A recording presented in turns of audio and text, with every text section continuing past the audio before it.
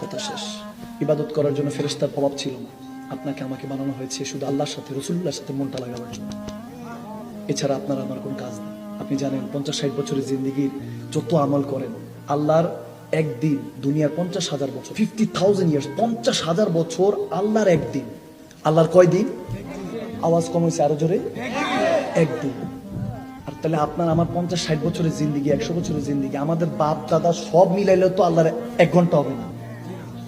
তাইলে হাসরের ময়দানে উঠলেন, বুখারী হাদিস, হাসরের ময়দানে উঠলেন, এত 60 বছরের জিন্দেগি, 50-60 বছর, 100 বছরের তাম ঝাম, এত কিছু আল্লাহর সাথে মনে হয় যদি হিসাব নেয় সেকেন্ডও হিসাব নিতে পারে, ঠিক কিনা? হায় হায় হায়।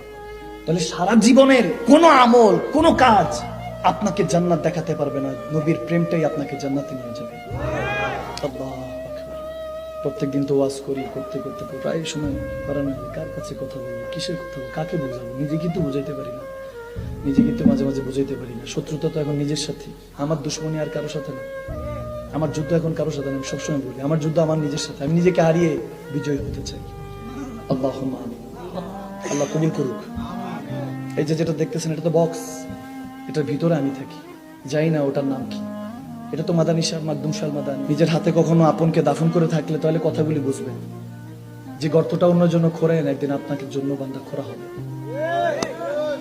কি আছে আমাদের কাছে? কি আছে? কিছু নেই। কিছু নিয়ে আসি না, কিছু নিয়ে যেতে পারবো না। তো মালিকের দয়া যে 3টা কাফনের কাপড় ব্যবস্থা করে দিচ্ছে। তো মালিকের দয়া যে কবরের মধ্যে একা অন্ধকার কবরে কাদের জন্য করলাম, সব আপনরা দাফন করে গেল। আজ কি মাছ খা, তাকে জিজ্ঞেস করেন ভালোবাসো? হ্যাঁ। জান দিতে পারবা? জান দিতে পারবো। জান দিতে হবে না, কবরের মধ্যে 1 মিনিট থাইকো, ওদিন আপন কে পর বুঝে যাবে। কেউ বলবে আই ক্যান ডু দিস, আমরা থাকতে পারবো না, সবাই বলবে। কিন্তু কসম করে বলছি, আমার রব্বে করিম এত ভালোবাসে বান্দাকে, আমার রসুলে পাক উম্মতকে এত ভালোবাসে, গোলামদেরকে এত ভালোবাসে। মালিকের কাছে মেরাজ রজনীতে বললেন, আল্লাহ শুনেছি সমস্ত নবী রসুলদের কবরের মধ্যে প্রশ্ন 2টা, আমার নবী বলতেছেন উম্মতের কবরে প্রশ্ন 1টা বাড়িয়ে দাও। ওই একটাই ফাইনাল করেছি ইমাম বুখারী, খুলে দেখেন। আমার নবী বলতেছে উম্মত একা কবরে ঘাবড়ে থাকবে, আমার সহ্য হবে না। এজন্য মিল্লাতে রাসূলিল্লাহ, আপনাকে রসুলের মিল্লাতে রাখা হবে। সেই অন্ধকার কবরে কামলিওয়ালা নবী ছাড়া আর কেউ আপন হবে না। হাসরের ময়দানে কামলিওয়ালা নবী ছাড়া কেউ আপন হবে না।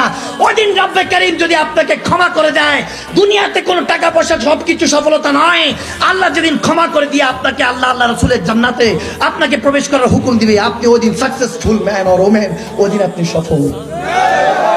বাকি সব বিফল, বাকি সব বিফল। कि मोहम्मद से वफा तूने तो हम तेरे हैं, ये जहां चीज क्या है लौह कलम तेरे हैं। सुभान, करूं तेरे नाम पे जहां फिदा।